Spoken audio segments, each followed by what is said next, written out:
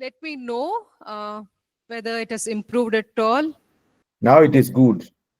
It's good, ma'am. It's Okay, good now. yeah, they say that they can hear it. So yes, we Yeah, will thank you. stick with that. Thanks a lot. Thanks for the feedback.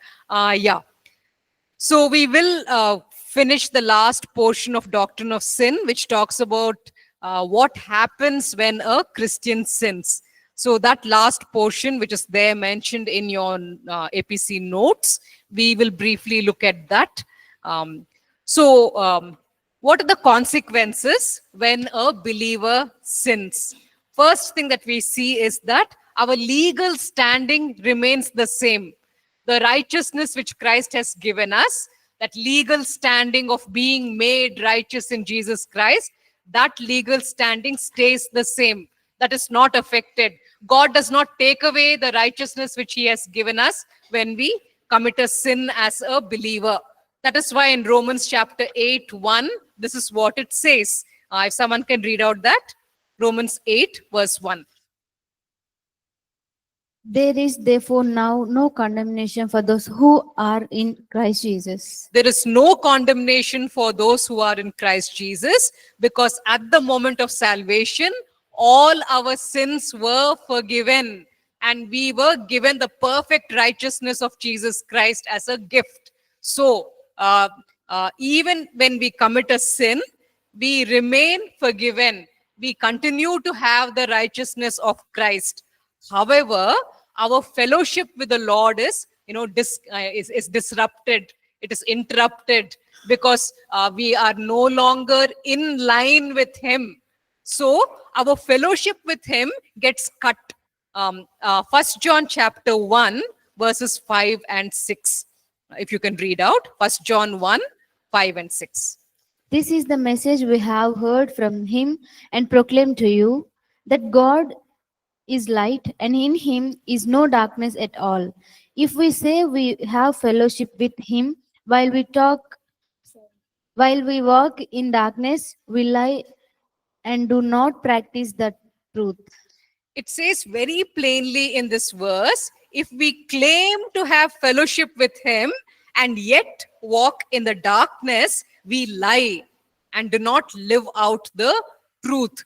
So a person living in sin continually cannot really have fellowship with the Lord. He still is righteous because Christ has declared him righteous. He is still forgiven because now, he has had the salvation experience. But he does not have a fellowship with the Lord, which means the Lord cannot communicate with him. The Lord cannot, encourage him. The Lord cannot guide him on what the Lord wants him to do on that particular day. Even the believer will not be able to, reach out to the Lord for help and support in various things. That fellowship, that contact between God and the believer is disrupted. It is interrupted. It is cut off. So even though our salvation is not lost, or even though our righteousness is not taken away, when it comes to the actual fellowship, that gets completely cut off. So it is not good to live in a state of sin. So rather than walking in the darkness, we need to come into the light so that we can have that fellowship with the Lord. We can continue to have that intimate contact with the Lord. And that is why it says in 1 Thessalonians 5, verse 19. If someone could read out 1 Thessalonians 5, verse 19.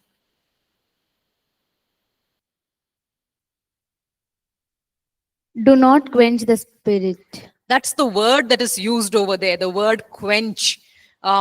It's like a flame which is, burning bright. It's like a candle which is burning bright. And then you go and you quench the flame. You put it out. You crush it, or you snuff it out. That is the kind of phrase which is used over there.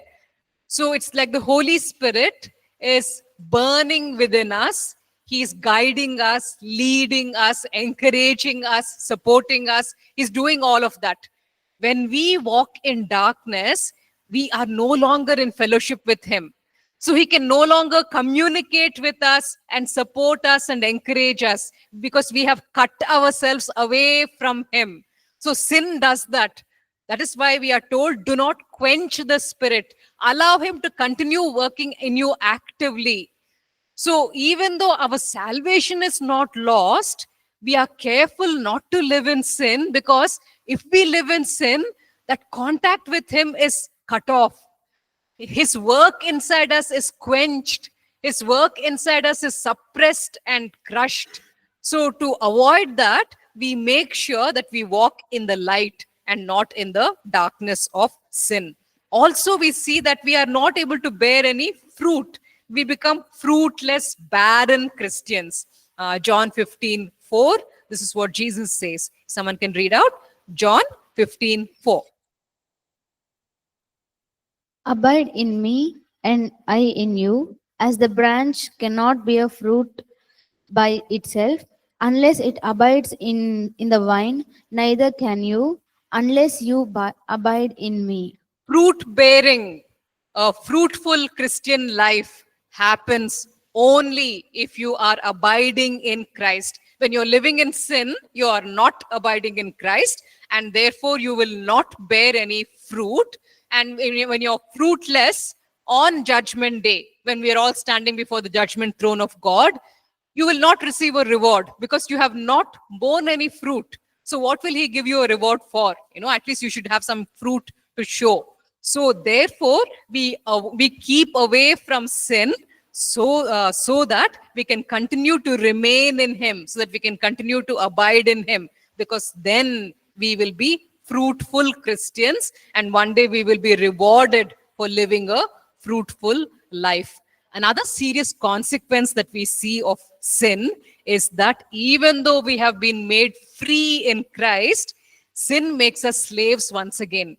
So even though we are supposed to be free in Christ, a person who's living in sin becomes more and more captive.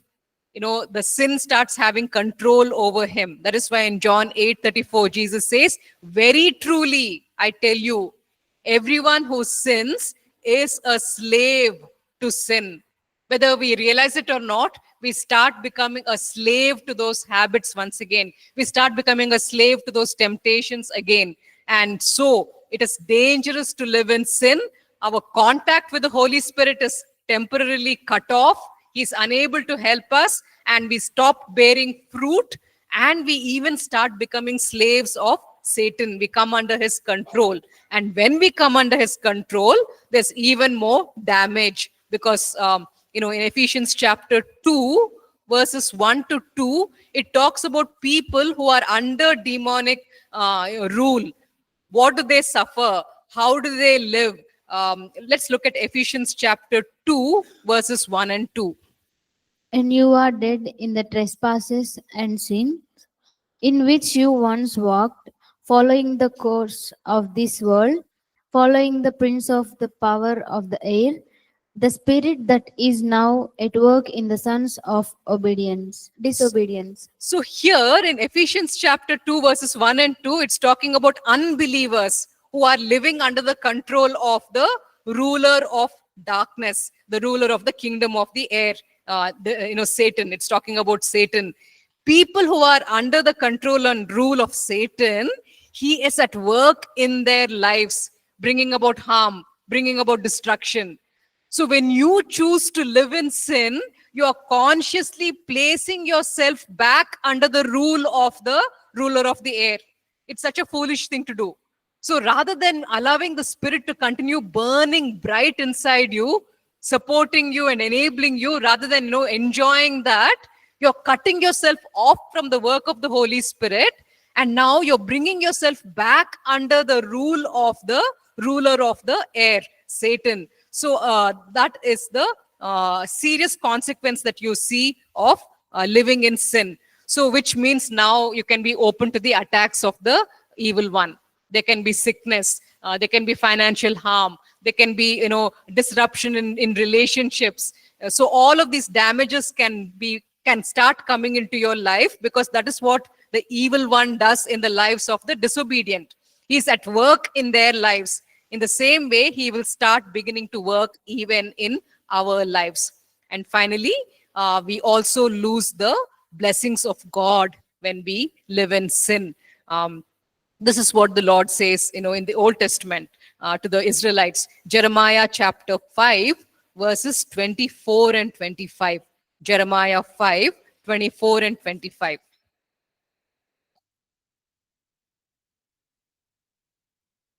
They do not say in their hearts, let us fear the Lord our God, who gives the rain in its season, at autumn rain and the spring rain, and keeps for us the weeks appointed for the harvest.